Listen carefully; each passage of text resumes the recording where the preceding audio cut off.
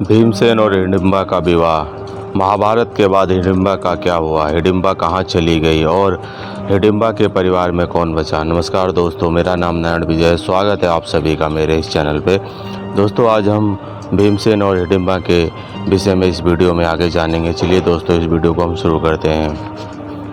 हिडिंबा पांडव कुल की सबसे पहले बनने वाली वधू बनी थी।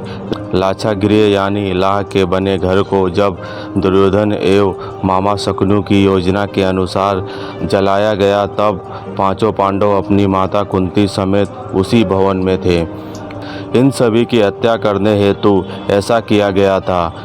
अपने सामर्थ्य एवं दैविक कृपा से वे वहां से बच निकले और वेश बदलकर रहने लगे। इसी क्रम में वे एक जंगल में पहुंच गए। रात अंधेरी थी और जंगल घना था। जमीन पर बड़े बड़े झाड़ उगे थे जिसके कारण चलना मुश्किल हो गया था।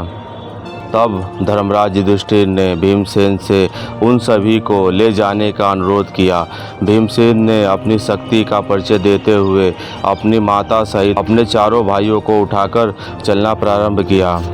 जब वे वन में ऐसे स्थान पर पहुंच गए जहां धरती समतल और कोमल घास से ढकी थी, तब वहां भीमसेन ने सबको धरती पर उतारा और सब भाइयों ने मिलकर सोने के लिए व्यवस्था की। पांचों भाई बारी बारी जागकर अपने सोते हुए परिवार की रक्षा करते थे। इस बार भीमसेन की बारी थी। वह जंगल अपने वृक्ष चट्टानों सहित काली शक्तियों के प्रभाव के कारण मायावी था। एक शक्तिशाली एवं मायावी राक्षस हिडिंब का राज्य था। जंगल में आने वाला कोई भी मानव इस मायावी स्थान से निकल नहीं पाता था, अपितु राक्षसों का आहार बन जाता था। इस राक्षसों की घृण शक्ति यानी सूंघने की शक्ति बड़ी ही तेज थी। जंगल में मानव के प्रवेश को तुरंत भांप लेते थे। जब राक्षस राज हिडिंब को इन मनुष्यों के आने का पता चला तो वह मानव मांस खाने के लिए ललायित हो उठा। उसने अपनी बहन हिडिंबा को उन मनुष्यों को उसके सामने प्रस्तुत करने का आदेश दिया। हिडिंबा पांडवों के समीप जा पहुंची। भीम को देख हिडिंबा मोहित हो गई। वे सोचने लगी, एक शक्तिशाली पुरुष जिसका हृदय इतना कोमल है कि अपने परिवार को सुरक्षा प्रदान कर रहा है, उससे अच्छा जीवन साथी और कोई नहीं हो सकता। मैं धन्य हूँ यदि वह मेरे पति बने। फिर उसे अपने क्रूर भाई की आज्ञा का स्मरण हुआ। देवी हिडिंबा ने अपनी मायावी शक्तियों से स्वयं को एक सुंदर युवती में बदल लिया और भीम के पास गई। पहले जंगल में भटकती हुई युवती के भांति अनेक प्रकार की बातें कही। फिर जब भीम ने उन्हें रक्षण देने की बात कही तब वे वहीं पर बैठ गई। हालांकि आराम कर रहे अर्जुन एवं युधिष्ठिर को देवी हिडिंबा पर धीरे धीरे संदेह भी होने लगा था, परंतु उन्होंने सुरक्षा को ध्यान में रखते हुए सोए रहने का स्वांग किया। आसपास क्या हो रहा है इस पर चुपचाप ध्यान दे रहे थे। इधर देवी हिडिंबा से भी यह सच छुप नहीं रहा था। तब उन्होंने भीम को बता दिया कि मुझे मेरे भाई राक्षस राज हिडिंबा आप सभी को भ्रमित कर उस तक पहुंचाने के लिए प्रतिनियुक्त किया है, परंतु आपको देखकर मैं आपसे प्रेम करने लगी हूँ। मैं आपसे विवाह करना चाहती हूँ। मैं आप सभी को यहाँ से बाहर निकलने का रास्ता आपको बता देती हूँ। मेरा भाई हिडिंब बहुत ही पराक्रमी, मायावी और क्रूर है। उसके आने से पहले आप लोग सुरक्षित स्थान पर चलिए। भीम ने उत्तर देते हुए कहा, देवी मैं आपको नहीं जानता, परंतु आपको इतना बता दूं कि हम पांचों भाई क्षमता में किसी से कम नहीं हैं।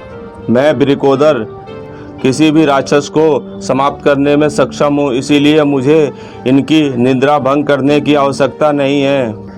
आप ध्यान से उस महामनुष्य को देखिए। वे धर्मराज मेरे बड़े भाई हैं। उनकी अभी शादी नहीं हुई है।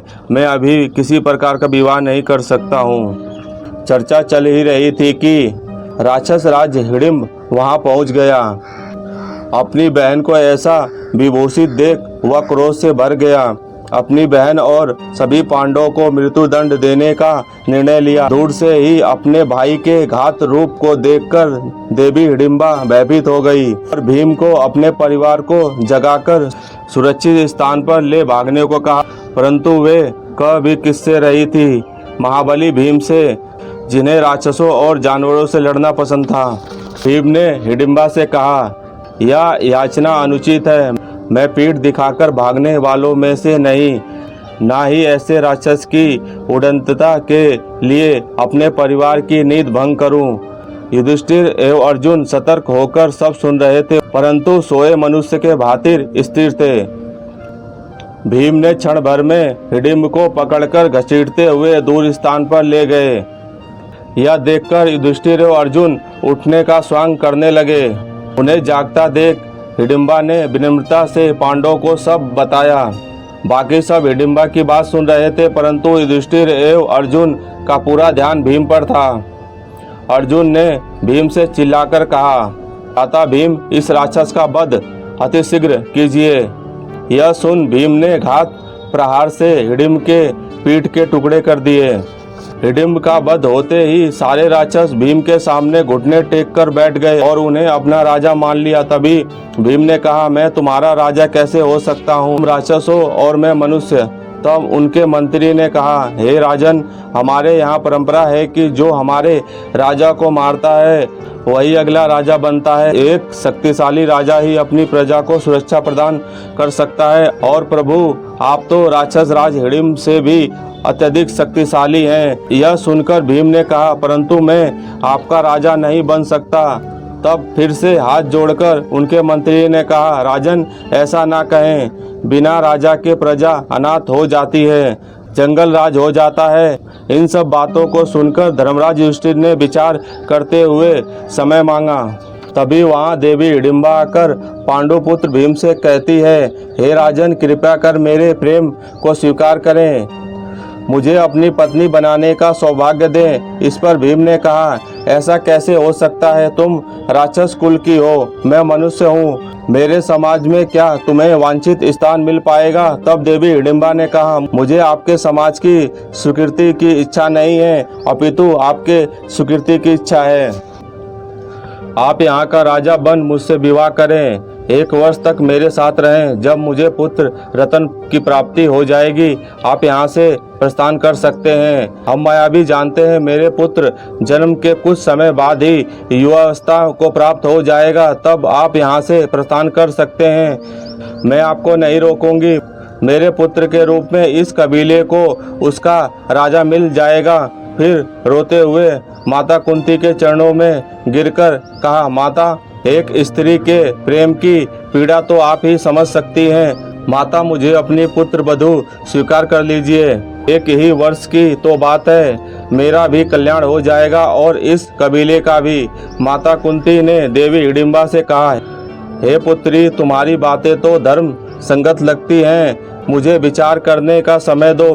फिर चर्चाओं के उपरांत माता कुंती सहित सभी पांडव इस बात पर सहमत हो गए कि इस प्रकार प्रजा को अनाथ कर जाना धर्म संगत नहीं है। फिर भीम ने कबीले का राजा होना स्वीकार किया, देवी हिडिंबा से विवाह किया। उनका एक पुत्र हुआ, महाबली घटोत्कच। मायावी राक्षस होने के कारण जन्म के कुछ समय उपरांत ही घटोत्कच युवा हो गया और अपने पिता भीम, अपनी पितामही देवी कुंती सहित अपने सभी काकाओं को दंडवत प्रणाम किया और उन्हें वचन दिया कि जब भी पांडवों को उनकी आवश्यकता पड़ेगी, वह केवल स्मरण मात्र से वहां उपस्थित हो जाएगा। देवी हिडिंबा ने भी अपने वचन अनुसार अपने पति भीम, उनके भाई तथा उनकी माता देवी कुंती को विदा किया। दोस्तों, यह कहानी पांडव पुत्र भीमसेन की और हिडिंबा के विवाह से संबंधित थी। दोस्तों, यह जानकारी और कहानी आप लोग कैसी लगी मुझे कमेंट बॉक्स में कमेंट करना ना भूलें। अगर वीडियो पसंद आए तो वीडियो को लाइक करें, चैनल को सब्सक्राइब करें। धन्यवाद।